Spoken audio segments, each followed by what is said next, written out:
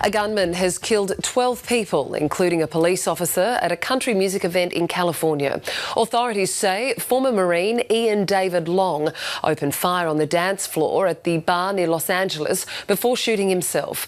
North America correspondent James Glenday has more.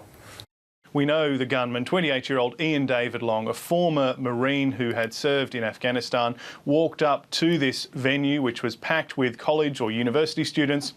He pulled out a firearm, shot the security guard, shot a couple of other people who were guarding the door inside, and then proceeded to open fire on the crowd. And there really are some quite horrific stories of how people had to escape. People smashing windows and hurling themselves out of it. People carrying their shot friends to safety for treatment. And we've been hearing from a lot of witnesses today. Here is what one had to say. Aside from the first girl who was killed, I saw that happen. And then after we were just trying to get people to safety and help, we saw four guys carrying a gunshot victim right down the street, and they looked pretty tired and they were screaming at us. So me and my friend Matt went over to help, and we helped take some of the load off and carried him to an ambulance. President Donald Trump tweeted his condolences and ordered flags to be lowered to half-mast.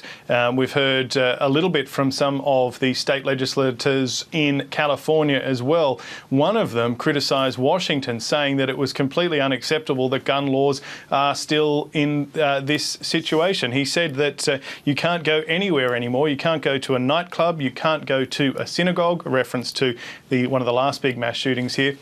And it's worth noting that this massacre took place in a part of California that was recently voted one of the safest cities in the United States, the third safest to be exact.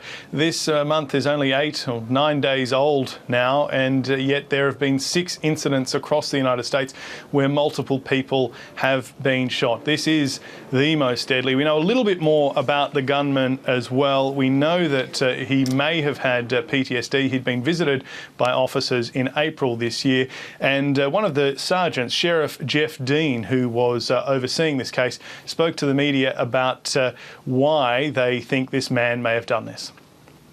We've had several contacts with Mr. Long over the years, minor events such as a traffic collision. He was a victim of a battery at a local bar in 2015. In April of this year, deputies were called to his house for a subject disturbing. They went to the house, they talked to him. He was somewhat irate, acting a little irrationally. They called out our crisis intervention team, our mental health specialist, who met with him, talked to him, and cleared him.